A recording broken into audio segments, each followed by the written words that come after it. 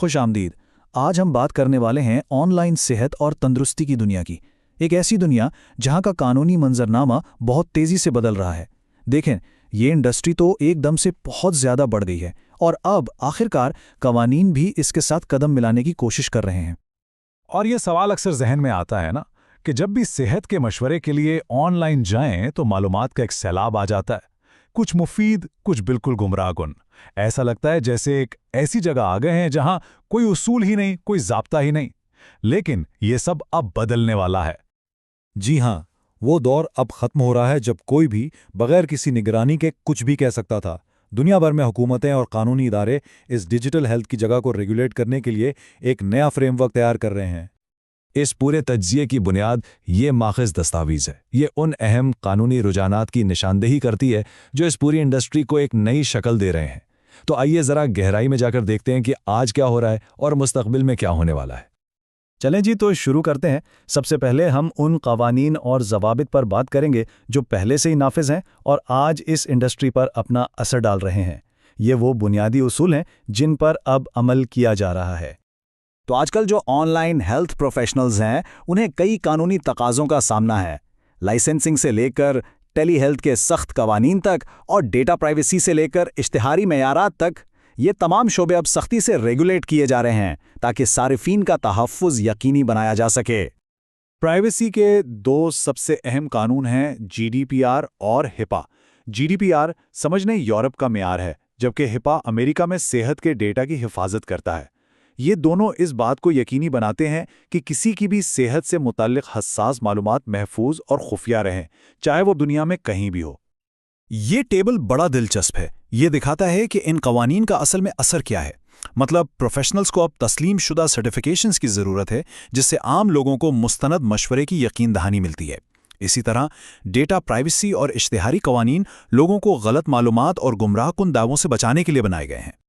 तो ये तो वो असूल थे जो आज नाफिज हैं, लेकिन आगे क्या है? आइए देखते हैं कि उफ़ुक़ पर कौन से नए रुझानात उभर रहे हैं जो इस सनत को मज़ीद तब्दील करने वाले हैं।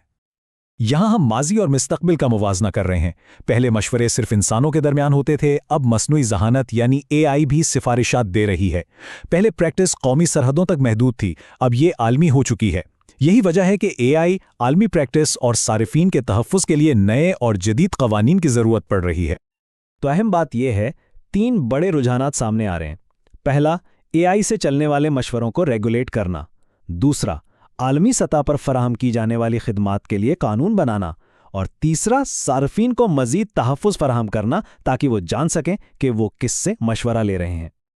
अच्छा, अब हम इन तवील मुद्दती और बुनियादी तब्दीलियों पर बात करेंगे जो आने वाले सालों में पूरी सनत की तारीफ ही बदल देंगी।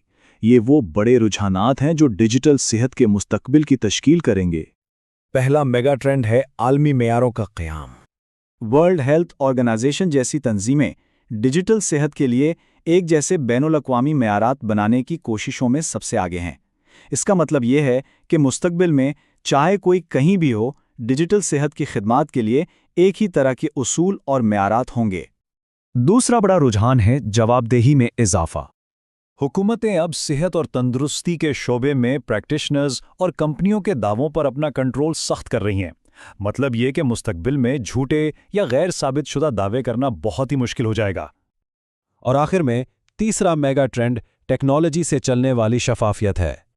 ब्लॉकचेन जैसी टेक्नोलॉजी का इस्तेमाल करते हुए एक ऐसी तहरीक चल रही है जिसका मकसद नाकाबिल तगय्युर ऑनलाइन हेल्थ रिकॉर्ड्स बनाना है। इसे यूं समझें कि ये एक ऐसा डिजिटल रजिस्टर है जिसे बदला नहीं जा सकता, जो क्लाइंट के डेटा को कहीं ज़्यादा महफूज और शफाफ बनाएगा। तो हमने मौजूदा कवानीन से लेकर मुस्तकबिल के बड़े रुझानात तक का सफ़र तय किया है। अब इन सबको एक साथ मिलाकर देखते हैं कि इसकी बड़ी तस्वीर क्या बनती है और इसका मजमूई तौर पर मतलब क्या है। ये टाइमलाइन पूरे सफ़र का खुलासा करती है। ये सोशल मीडिया पर होने वाली इब्तिदाई बातों से शुरू होती है, फिर आज के मजबूत कवानीन की तरफ बढ़ती है, इसके बाद उभरते हुए रुझानात आते हैं और आखिरकार एक तवील मुद्दती आलमी कानूनी ढांचे पर ख़त्म होती है। तो इस पूरे तज्जिए का निचोड़ ये है कि वो बेकाबू दौर ख़त्म हो रहा है।